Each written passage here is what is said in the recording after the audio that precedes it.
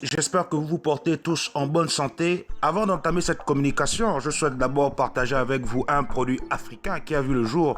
Il s'agit de Kemit Kalanda, c'est le calendrier des Kemit pour la nouvelle année et qui est consacré pour cette édition à Sekhmet. Il permet définitivement au peuple afro d'assumer son héritage ancestral. Un véritable rêve panafricain qui se réalise comme imaginé par Marcus Garvey, Malcolm X et bien d'autres encore. En effet, c'est à travers la collaboration entre un Kémite mexicain, un Kémite états-unien, un Kémite de la terre-mère, Kama, ainsi qu'un Kémite de l'Europe. On pense en toute honnêteté intellectuelle que l'on ne peut pas se dire Kémite sans pour autant connaître les dates de commémoration de nos ancêtres morts pour notre liberté.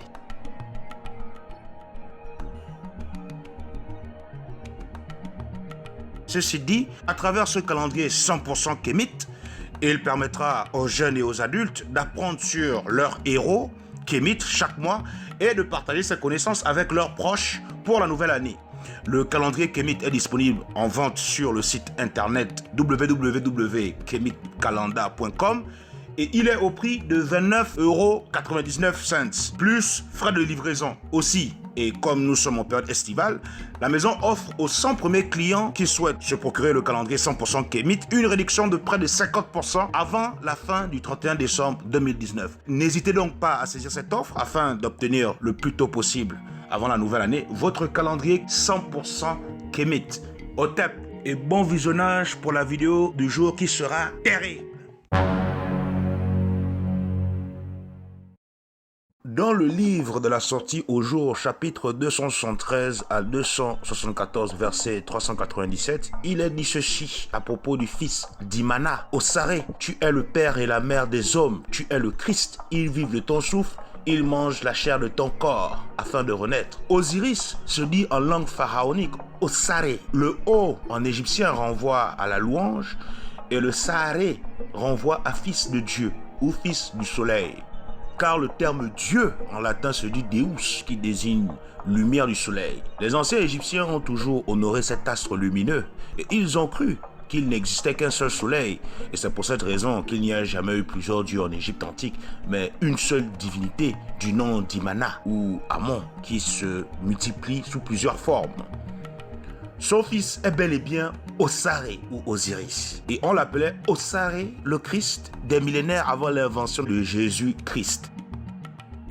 D'ailleurs, le Vatican ne dit pas la vérité sur l'origine africaine du nom Jésus. Car dans les langues négro-africaines, notamment en Zoulou, Jésus se dit Inlamvu Yesu, qui signifie la pupille de l'œil. Or, comment est représentée la graphie même d'Osaré? Avec un œil, un siège, un personnage. L'œil d'Osaré ou Osiris va se dire en grec Yesus, celui qui voit tout. Ce qui confirme clairement que la construction spirituelle du personnage fictif de Jésus-Christ est basée sur le personnage égyptien d'Osiris ou Osaré, fils d'Imana. Le terme a été utilisé pour la première fois sur Osaré dans les textes des pyramides. Étant un mot utilisé des milliers d'années avant même l'invention du concept de Jésus, des chrétiens pour désigner l'onction d'un corps mort ou vivant par les anciens Égyptiens. La translittération de la graphie égyptienne Christ se dit en langue grecque Christos et plus tard Christos deviendra Christus en latin pour enfin devenir Christ comme vous le connaissez aujourd'hui.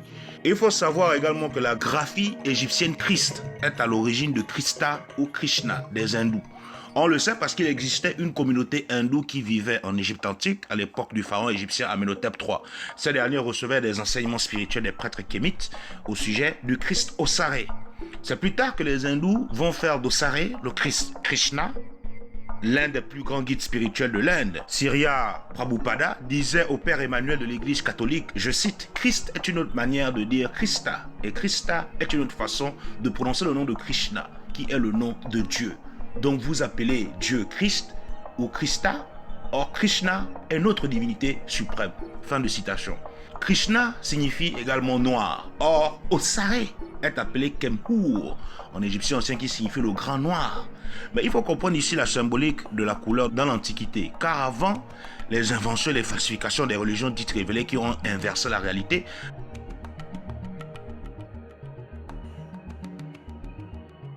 la couleur noire était la couleur de Dieu ainsi que les saints.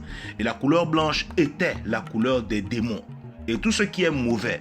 Ce n'est pas moi qui le dis, mais un certain Marco Polo qui a voyagé en Asie et qui dit dans son livre, je cite, « En effet, lorsque les enfants naissent, on les oint une fois par semaine avec de l'huile de sésame et on les fait ainsi devenir notablement noirs. Car je vous dis que celui qui est le plus noir, on le tient pour plus précieux et plus beau que les autres qui ne sont pas aussi noirs. Car je vous dis que ces gens font portraiturer et peindre tous leurs dieux et leurs idoles en noir et leurs diables en blanc neige. Car ils disent que Dieu et tous les saints sont noirs et que les diables sont tous blancs. Car je vous le dis, ils font les images de leurs idoles toutes noires. » Fin de citation.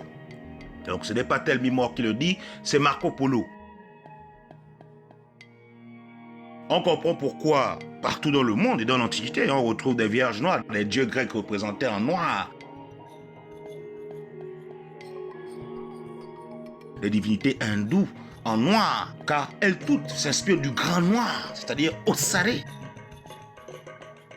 D'ailleurs, Diodore de Sicile, dans sa bibliothèque historique, affirme que selon les mythes anciens, Osare aurait civilisé l'humanité. Le concept de Christ en égyptien ancien, qui renvoie à l'idée de la momie et qui est à l'origine du terme Christ des chrétiens, veut aussi signifier le processus de momification. Et ce processus de momification, principalement dans cette graphie égyptienne de Christ, renvoie à la passion, c'est-à-dire à la souffrance, à la croix ancre de la vie, ainsi que la résurrection d'Osiris ou Osare. C'est ici que l'on comprend pourquoi, et curieusement, le personnage mythique de Jésus, qui est pourtant plus récent qu'Osare au niveau de la chronologie de l'histoire, a également sa passion, c'est-à-dire sa souffrance, sa croix et sa résurrection.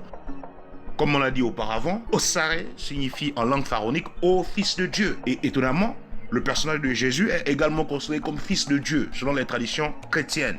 Les Indo-Européens, en comprenant cette graphie égyptienne et toute l'histoire ainsi que la philosophie qui est derrière cette graphie particulière de Christ, en égyptien ancien, ont juste repris ces concepts égyptiens afin de donner naissance au personnage mythique du nom de Jésus, fabriqué lors des conciles de Constantinople, c'est-à-dire en Turquie. C'est pourquoi l'on retrouve toutes les histoires de résurrection, de passion, de crucifixion, etc. sur ce Jésus, alors qu'à la base, toute cette philosophie vient des Africains de la vallée du Nil qui, quant à eux, honoraient le juge de l'au-delà, c'est-à-dire le Seigneur Osare. L'Africain conscient et sorti de l'impérialisme spirituel doit impérativement reconnaître l'original, c'est-à-dire Osare, et la copie qui est Jésus des chrétiens, même si selon la science, aucun de ces personnages aurait existé en tant que personnage historique, car toutes ces choses ne sont que des mythes afin d'expliquer les traditions de chaque peuple, il est important pour chacun d'entre nous de ne pas nier que les plus anciens textes religieux connus à ce jour, qui évoquent la résurrection, la vie après la mort, l'unicité de l'être suprême, etc., nous viennent d'Égypte antique. Tout ce qui vient après n'est que falsification pour des intérêts politiques de domination d'un peuple sur un autre peuple. Ce que l'on dit ici est vérifiable à travers les textes des pyramides, le livre de la sortie au jour, qui est malheureusement mal traduit par certains égyptologues, comme le livre des morts, dans le livre des sarcophages, et également le livre de l'Amdoua. Et donc nous en parlerons dans une autre vidéo.